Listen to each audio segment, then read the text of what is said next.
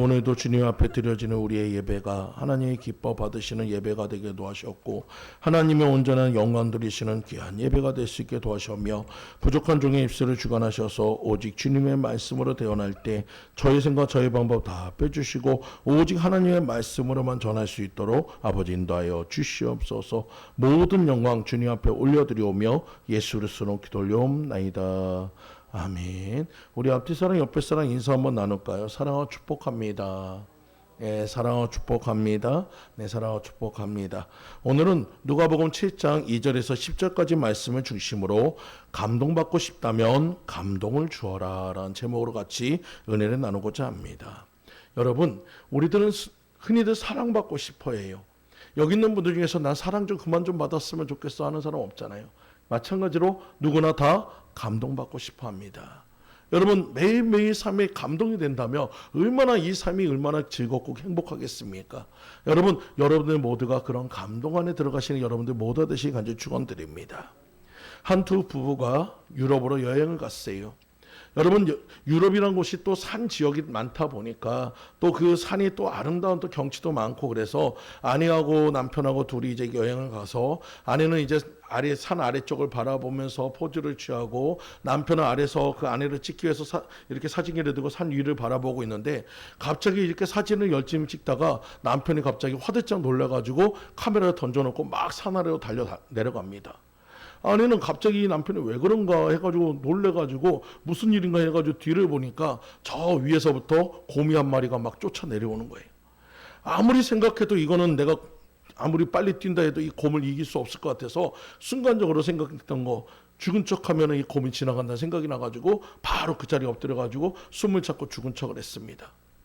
갑자기 곰이 딱 들이닥쳐가지고 이 여인은 옆에 딱 왔는데 뭔가 누워있으니까 발로 툭툭툭 쳐보고 코로도 킁킁 대대오고 막 해가지고 뭐 이리 건드려보고 저리 건드려보다가 아무 반응이 없으니까 그냥 씩 돌아갔어요. 저 밑에서 남편이 보니까 아내가 금방 뭐 어떤 위험이 있을 줄 알았는데 아무 일 없이 곰이 돌아가는 걸 보고 금방 쫓아와가지고 아내를 일으켜주면서 얘기합니다. 야, 여보. 근데 곰이 아까 당신한테 뭐라고 했어? 뭐라고 얘기하고 간 것 같은데 뭐라고 했어? 그러니까 아내가 굉장히 차갑게 이렇게 얘기합니다. 지 살려고 아내 버리고 간 놈은 다 때려치고 그냥 잘라버리라고 그랬다고. 여러분, 우리에게서 감동이란 뭡니까? 남을 위할 때 감동이 되는 거예요. 여러분의 삶도 마찬가지예요. 내가 누구한테 무엇인가를 희생하고 하는 그 모든 것을 받을 때 감동이 됩니다. 마찬가지로 내가 감동받고 싶다면 어떻게 해야 한다고요? 감동을 주어야 한다는 거예요. 오늘 여러분들 모두가 감동을 주시는 여러분들 되시길 간절히 축원드립니다. 여러분, 이것은 단순히 사람만의 관계만을 얘기하는 것이 아니에요. 하나님과의 관계도 마찬가지예요. 하나님께서도 우리에게 감동받고 싶어 하신다는 것을 믿으시기 바랍니다. 여러분, 우리 하나님의 말씀을 보세요. 무엇하면 무엇 준다고 그러고 있어요. 무엇하면 무엇 해준다고 그러고 있어요. 여러분, 먼저 우리가 드리기를 원하고 있어요. 먼저 주님 앞에 순종하기 원하고 있어요. 먼저 주님의 말씀에 따라가기 원하고 있어요. 여러분, 그러면 하나님께서 그 모든 것을 행해 주신다고 약속하고 있어요. 오늘 여러분들이 감동을 들으시는 여러분들 모두 되시기를 간절히 축원드립니다. 오늘 본문의 말씀을 들어가면 예수님 당시 온 세상은 로마가 지배했습니다. 그래서 모든 길로 로마로 통한다고 할 정도로 대제국이었어요. 그리고 이 이스라엘도 로마에 어떻게 보면 복속이 되고 통치를 받는 그런 상황이었습니다. 그러다 보니까 이 이스라엘에 지금 백부장이 이 마을에 찾아왔어요. 그리고 그 마을을 다스리게 되었습니다. 그리고 이 노바 백부장이 가버나움에서 와서 일하고 있을 때 이스라엘 백성들에게 어떻게 했냐? 여러분, 통치하고 억압하고 괴로움을 주는 것이 아니라 그들을 위해서 회당을 지어줬습니다. 그들을 위해서 편의를 봐줬어요. 그들의 모든 사정을 돌봐줬어요. 여러분, 그래서 이 이스라엘 백성들은 비록 이방인이지만 그 백부장을 존경했습니다. 그러다 어느 날 이 백부장에게 사랑하는 종이 있었는데 그 종이 병들어 죽게 되었습니다. 그때 마침 예수님께서 가버나움을 방문하셨고 그때 이 백부장은 그 소식을 들었습니다. 예수님이 이곳에 오셨는데 그분은 모든 병을 고칠 수 있는 분이라. 여러분, 모든 병을 고칠 수 있는 그 예수님이 오신다면 내 사랑하는 종이 낫겠다. 그래서 이 백부장은 자신이 직접 찾아가는 것이 아니라 유대인인 예수님을 만나기 위해서 유대인의 장로들을 부탁해가지고 그들에게 예수님을 보내고 내 종의 병을 낫게 해달라고 부탁을 하게 됩니다. 여러분, 근데 유대인의 장로들이 아니 이방인 주제에 나를 갖다 시켜 그렇게 하는 게 아니고 예수님께 와가지고 그의 편을 들어주는 거예요.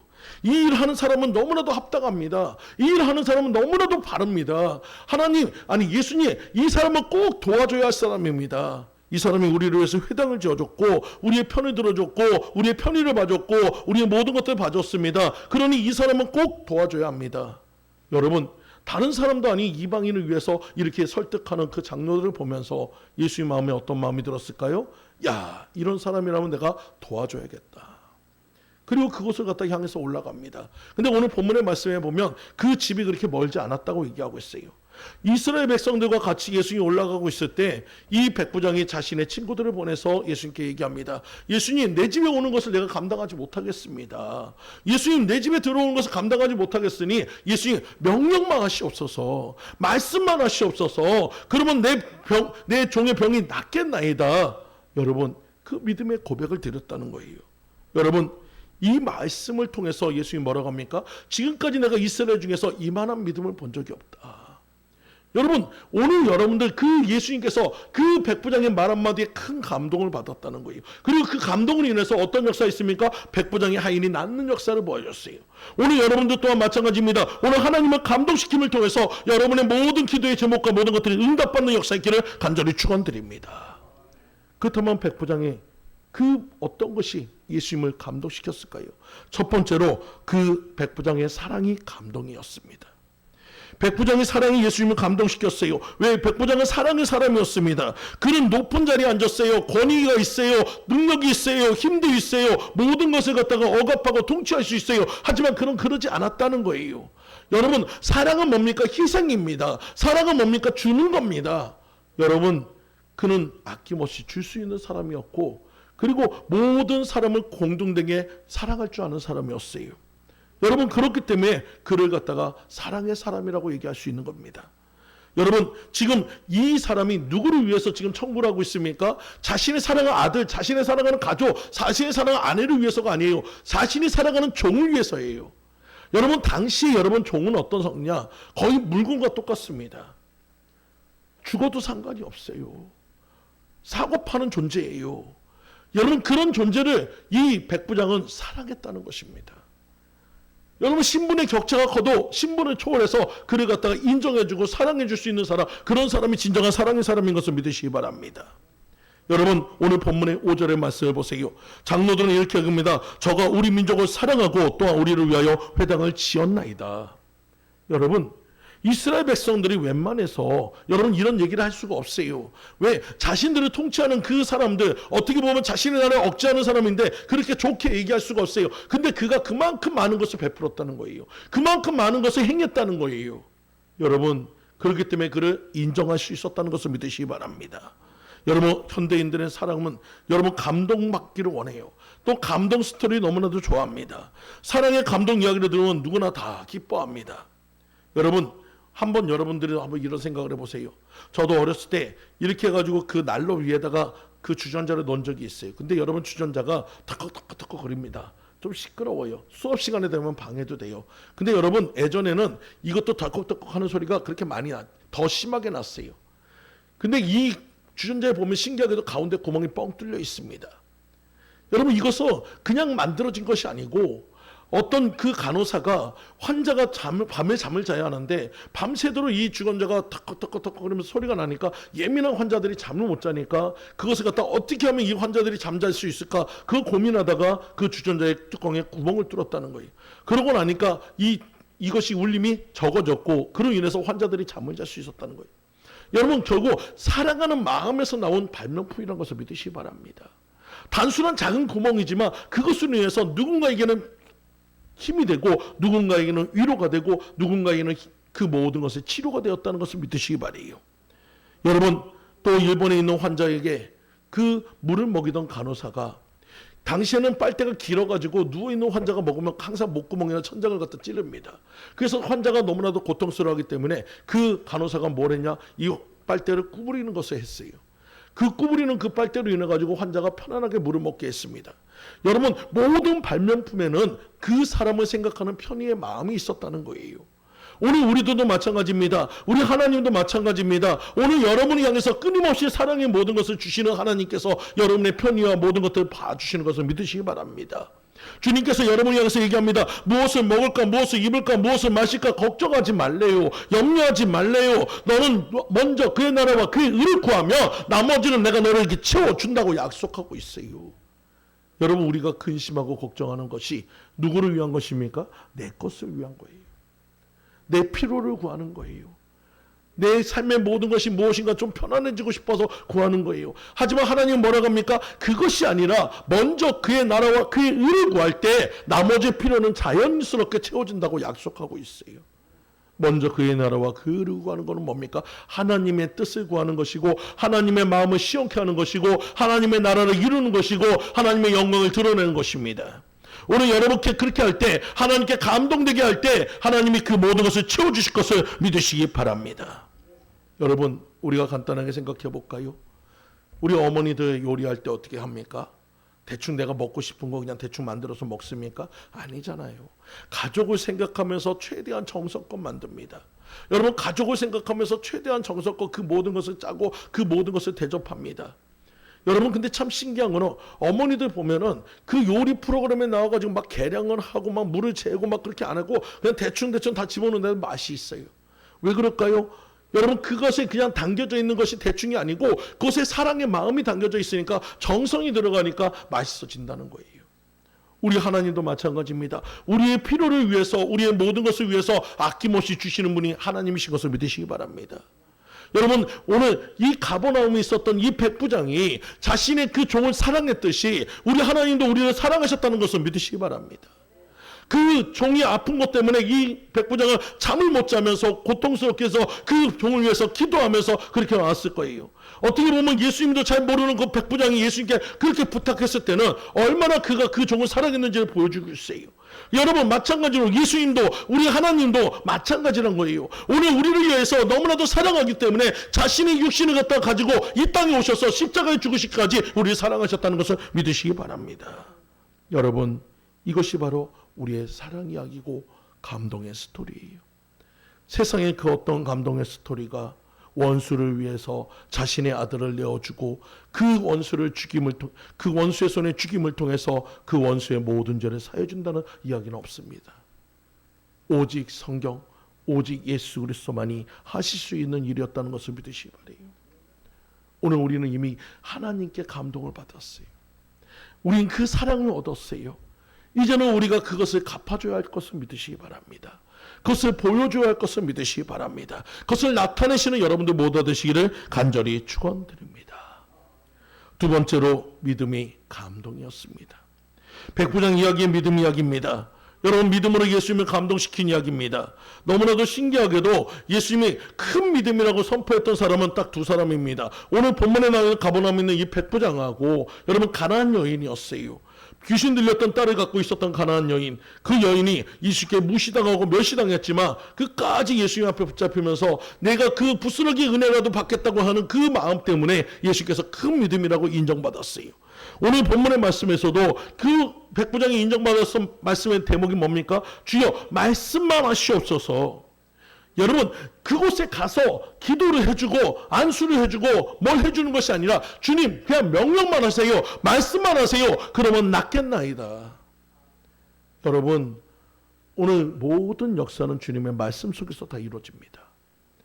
여러분, 병든 자여 나으라고 주님의 말씀으로 선포할 때 병든 자가 나왔습니다. 귀신이 떠나가라고 말씀을 선포할 때 선포한 대로 떠나갔어요. 여러분, 백부장은 예수님을 잘 알지도 못해요. 근데도 여러분, 예수님 앞에 어떻게 얘기했습니까? 그냥 예수님이 그 말씀만 해도 낫겠다는 믿음으로 들어갔다는 거예요. 그러니까 어떤 역사 있습니까? 믿음대로 되는 역사가 있더란 거예요. 오늘 여러분도 마찬가지입니다. 우리는 믿음이 있다고 얘기합니다. 하나님을 믿는다고 얘기합니다. 그러면서 정작 우리들의 모습은 어떻습니까? 믿음 없을 때가 더 많아요. 오늘 시간 여러분, 주님 앞에 어떻게 고백해야 합니까? 주님 말씀만 하시옵소서. 내 모든 문제가 해결되겠나이다. 내 필요를 구하고 내 모든 것을 구하는 그런 기도가 아니라 하나님의 나라를 이루는 그 기도 속에서 하나님이 역사하실 것을 믿고 나아가는 여러분들 모두 되시기를 간절히 축원드립니다. 여러분, 우리가 혈루병 여인을 볼 수 있어요. 혈루병 여인이 어떻게 주님 앞에 나왔습니까? 자신을 드러내지 못하니까 그 예수님의 옷자락이만 해도 맞으면 내가 낫겠습니다. 그 믿음으로 옷자락을 잡으니까 어떤 역사 있어요? 그 병이 나았더라. 그 병이 나았더라. 여러분, 오늘 우리들의 믿음이 그런 믿음이 되어야 할 줄 믿습니다. 오늘 내가 기도하면 하나님이 듣기만 해도 나을 줄 믿습니다. 듣기만 해도 행해질 줄 믿습니다. 듣기만 해도 풀어질 줄 믿습니다. 듣기만 해도 열려질 줄 믿습니다. 오늘 주님, 내 모든 기도에 간구하는 것이 하나님께 연락될 것을 믿음으로 간구하시기 바래요. 기껏 기도해 놓고는 되면 좋고 아니면 말고, 여러분, 그런 신앙은 절대 하나님 기뻐하지 않습니다. 하나님 마음을 감동시킬 수 없어요. 예전에도 제가 그런 얘기 드렸잖아요. 여러분, 기껏 해가지고 신방을 갔어요. 신방 가가지고 그 환자한테 열심히 기도해 줬습니다. 그리고 믿음의 말을 선포했어요. 열심히 해가지고 기도하세요. 기도하면 분명히 나아질 겁니다. 좋아질 겁니다. 그러면서 다 선포하고 딱 내려가는데 엘리베이터 옆에서 권사님이 그럽니다. 아유, 목사님, 그래도 안 되겠죠? 여러분, 그게 무슨 믿음의 소리입니까? 여러분, 우리는 될 것을 믿고 기도하는 거예요. 여러분, 될 일을 갖다 믿고 기도하는 거. 이미 된 것을 기도하는 건 누구나 할 수 있어요. 된 것을 보고 감사하는 건 누구나 할 수 있어요. 우리의 믿음이라는 것은 뭡니까? 하나님이 행하실 것을 믿고 그것이 이루어질 것을 믿고 바라보는 믿음으로 가야 하는 것이에요. 오늘 여러분이 그런 믿음을 가지시기 바랍니다. 백부장이 선포했을 때 뭡니까? 그 하인이 병이 나아서 선포한 게 아니에요. 아직도 그대로예요. 문제는 그대로였어요. 그렇지만 하나님, 예수님 이 자리에 오시는 예수님께서 말씀만 해도 날 것이라는 믿음으로 바라보니까 어떤 역사가 있습니까? 그것이 치료가 됐다는 거예요. 회복이 됐다는 거예요. 오늘 우리에게 그 믿음이 있기를 간절히 축원드립니다. 그 믿음으로 들어가시기 간절히 축원드립니다. 여러분, 우리의 믿음은 하나님을 감동시킵니다. 여러분, 언제나 우리의 모든 것들이 주님을 감동시키는 여러분들 모두 되시기 간절히 축원드립니다. 예전에 제가 읽었던 톨스토이 단편집에서 보면 사랑이 있는 곳에 신이 있다라는 제목의 그 단편집이 소설이 있습니다. 그 소설의 주인공은 구두장이었던 마르틴이라는 사람인데, 그는 예수를 열심히 잘 믿었어요. 근데 자신의 아내가 그만 시름시름 앓다가 돌아가셨습니다. 천국에 갔어요. 옆에 있던 사람이 죽고 나니까 너무나도 허전합니다. 한편으로는 때로는 예수님 앞에 또 서운한 것도 있었어요. 하지만 그래도 그가 천국에 갔다는 사실은 다시 나에게 소망이기 때문에 다시 한번 예수님 앞에 기도하면서, 예수님, 내가 너무 외롭고 힘드니 예수님, 나에게 주님이 나와 함께 하심을 보여주세요. 꿈에 나서도 내가 보고 싶습니다. 하나님, 나를 만나주세요. 그래서 간절히 기도하고 있을 때 예수님이 꿈에서 이런 음성을 들려줍니다. 내가 내일 너를 찾아가리라. 이 마르틴은 너무나도 기뻤습니다. 예수님이 오신다고? 할렐루야.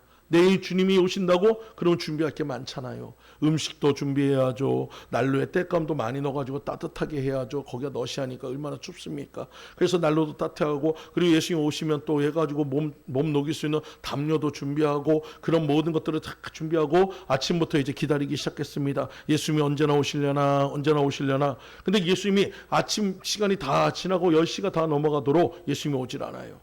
근데 오지 않는 그 예수님 대신에 밖에 갑자기 어두워집니다.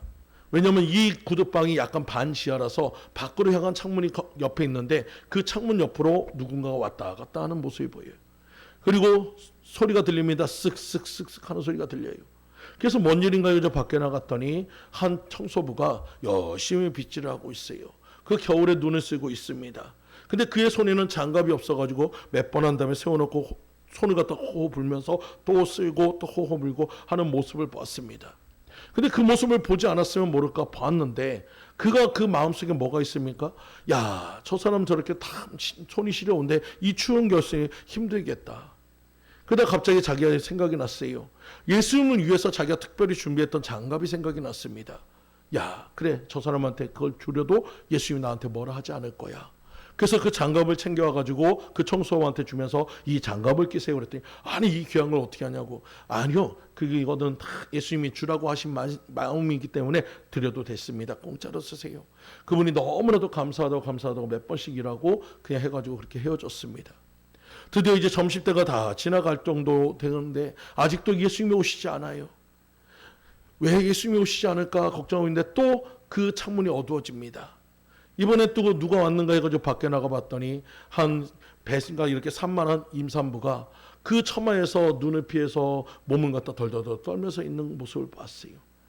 야, 저 임산부 저렇게 떨고 있으면 안 되겠다. 그래서 그 임산부를 데리고 들어와서 난로 곁에 앉혀놓고 예수님께 드리려고 했던 담요를 덮어주고, 그리고 따뜻한 그 해가지고 예수님께 드리려는 식사를 제공해 줬어요.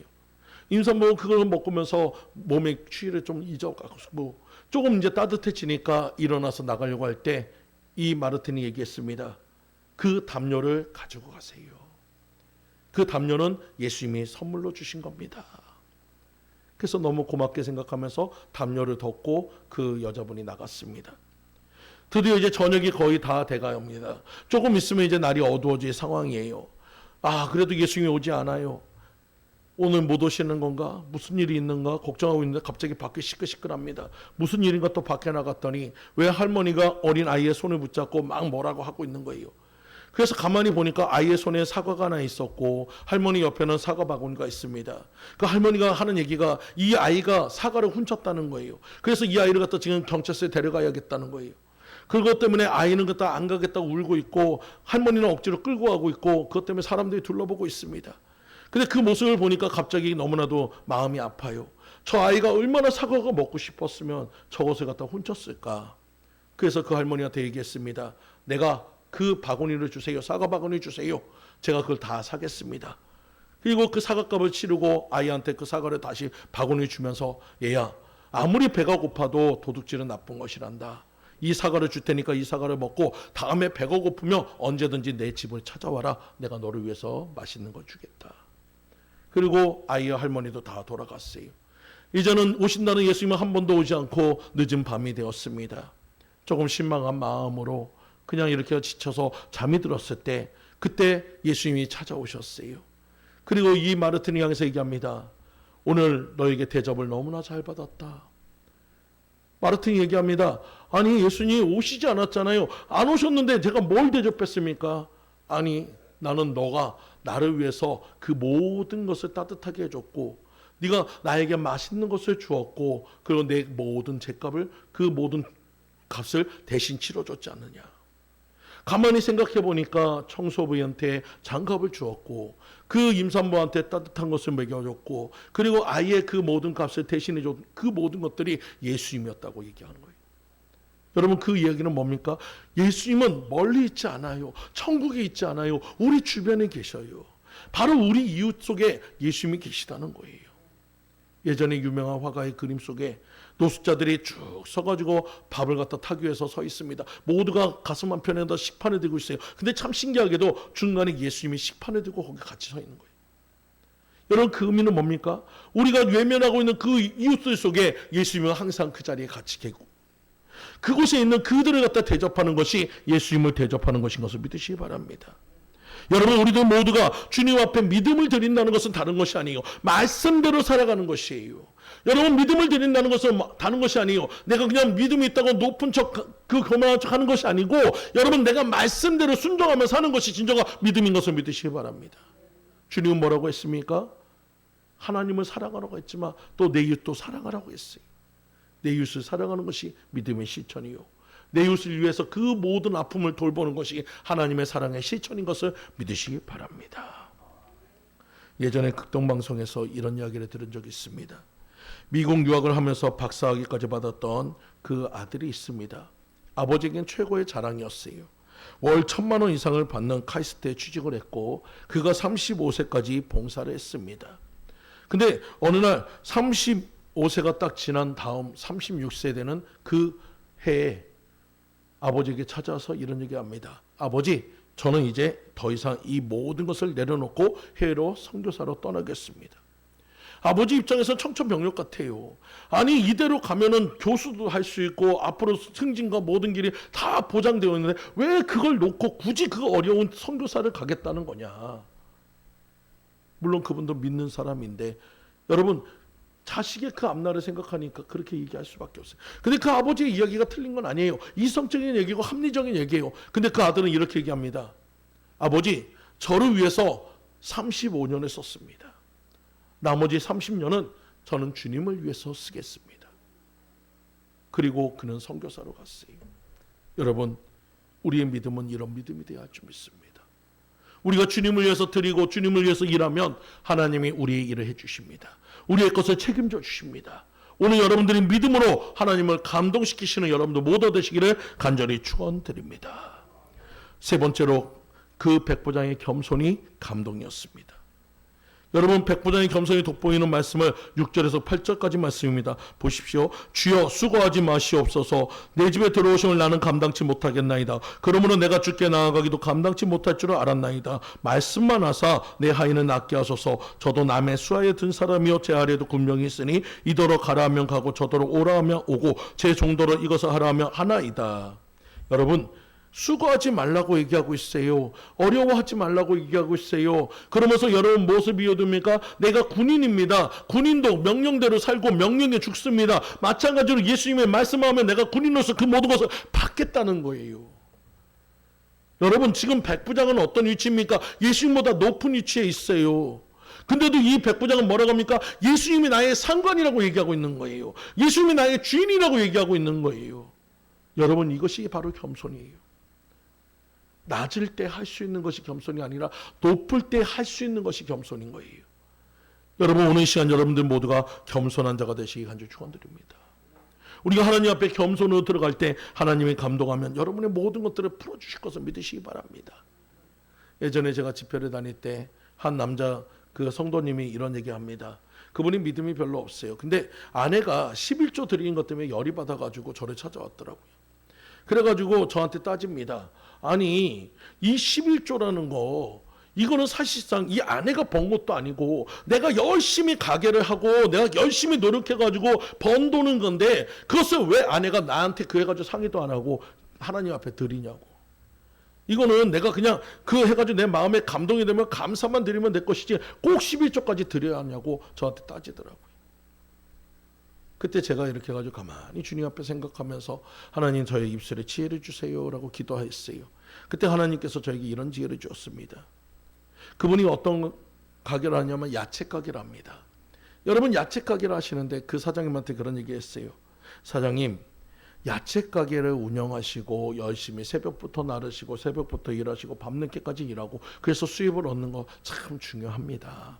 근데 이 11조는 단순히 하나님께 드리는 것이 아니고 무엇이냐?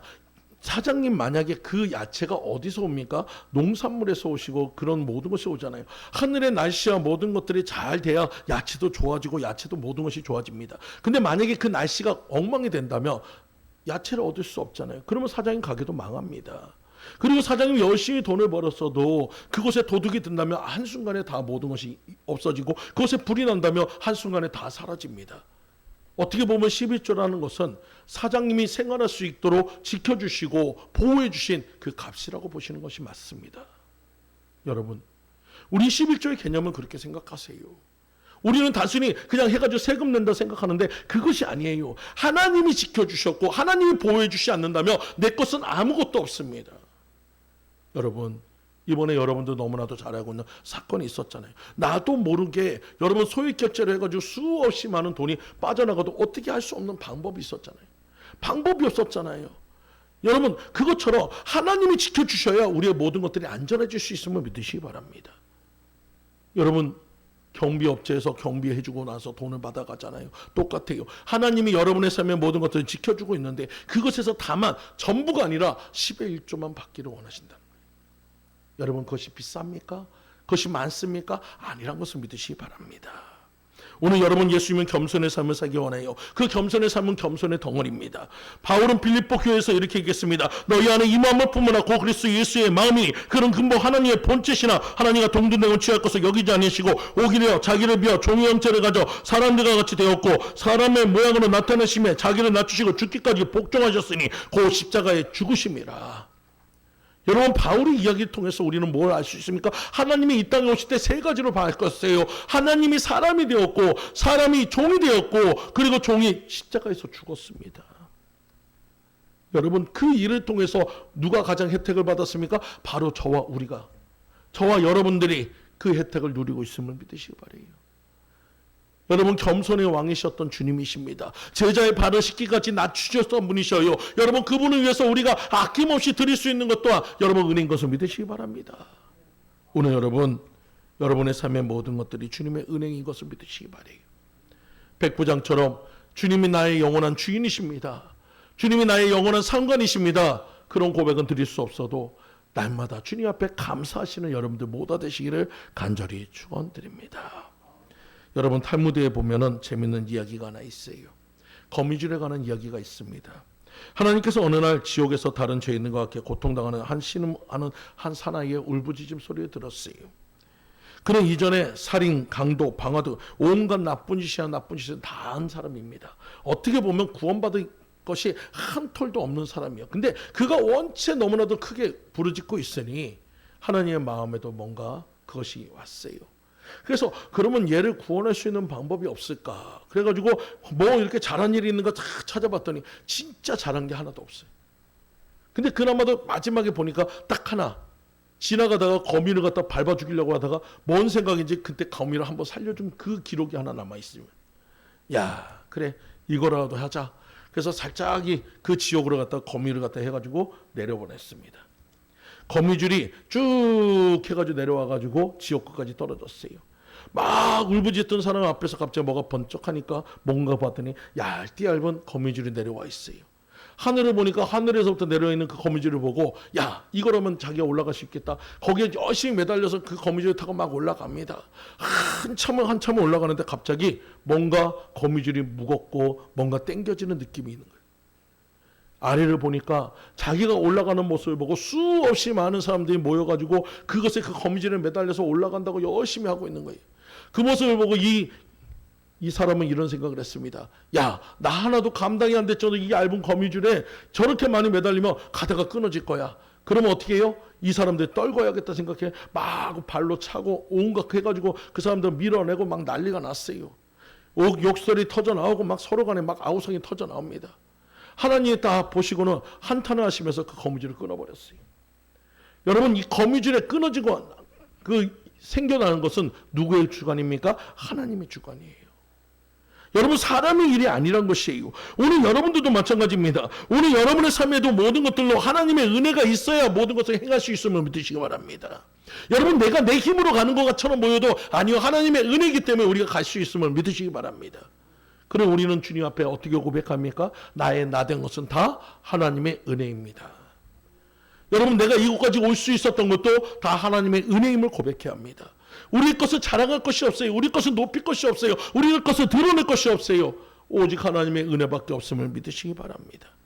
우린 주님 앞에 날마다 겸손한 자가 되어야 합니다. 나를 높이기보다 주님을 높이며 날마다 주님의 그 행하신 것을 고백하고 감사하며 나아가는 여러분들 모두 되시기를 간절히 축원드립니다. 솔로몬은 이렇게 말하고 있어요. 잠언 11장 2절 말씀에 교만이 오면 욕이 오거니와 겸손한 자에게는 지혜가 있느니라. 여러분, 낮은 곳에 물이 고이듯이 구린 곳에 벌이 모이듯이 겸손한 사람에게는 지혜가 생기게 된다는 것을 믿으시기 바랍니다. 이것이 바로 하나님 보시기에 아름다운 사람이에요. 겸손한 사람은 하나님을 높이는 사람이고 또 하나님께서도 그를 높여주는 사람인 것을 믿으시기 바랍니다. 하나님이 높여드릴 때 우리를 높여주십니다. 여러분, 하나님은 욥을 통하여 이렇게 말하고 있어요. 욥기서 22장 21절에서 30절 말씀을 축약한다면 너는 하나님과 화목하고 평안하라. 그리하면 복이 내게 임하리라. 내가 무엇을 경영하면 이루어질 것이요 내 길에 빛이 비치리라. 내가 낮춤을 받거든 높아지리라 말하라. 하나님은 겸손한 자를 구원하시니라. 무지한 자가 아니라도 겸질이시리니 내 손이 깨끗함을 인하여 그런 자가 건지심을 입으리라. 오늘 하나님 분명하게 선포하고 있어요. 겸손한 자를 건져주신다고 했어요. 건져주신 것뿐만 아니라 높여주신다고 얘기하고 있어요. 오늘 여러분들이 하나님 앞에 겸손으로 하나님의 마음을 감동시키시기 바랍니다. 오늘 여러분들 모두가 하나님의 뜻을 이루시는 여러분들 모두 되시길 간절히 축원드립니다. 많은 사람들이 감동받고 싶어해요. 하지만 먼저 우리는 감동을 드려야 합니다. 누구한테 드립니까? 하나님께 드려야 합니다. 또 우리 주변에 있는 사람에게 드려야 합니다. 그리고 그 많은 것을 이루기 위해서 하나님의 마음을 감동시키는 여러분들 되시기 바랍니다. 백부장은 사랑할 수 없는 사람을 사랑했기 때문에 예수님의 마음에 감동을 줬습니다. 백부장은 하나님의 말씀에 의지하는 그 믿음이, 그 말씀대로 행하여 주실 것을 믿는 그 믿음이 예수님의 마음을 감동을 줬습니다. 그리고 백부장은 예수님을 높여드리며 그분을 나의 주인, 나의 상사로 온전히 높여드리고 겸손의 자리로 나갔기 때문에 예수님의 감동이 되었습니다. 그렇기 때문에 그는 모든 것을 얻을 수 있었습니다. 이제 이것이 저와 여러분의 이야기가 되시기를 간절히 축원드립니다. 다 같이 기도드리겠습니다. 할렐루야. 주님 감사합니다. 우린 백보장같이 주님에게 아버지 믿음을 드리며 아버지 사랑을 드리며 겸손한 자로 나가길 원합니다. 그래서 하나님 마음을 감동시키기 원합니다. 아버지 감동을 받는 자가 아니라 감동을 주는 자가 되기 원합니다. 아버지 주님 앞에 영광 돌리는 삶이 되도록 아버지 인도하여 주시옵소서. 모든 영광 주님 앞에 올려드리오며 예수 그리스도로 기도 올려옵나이다. 아멘.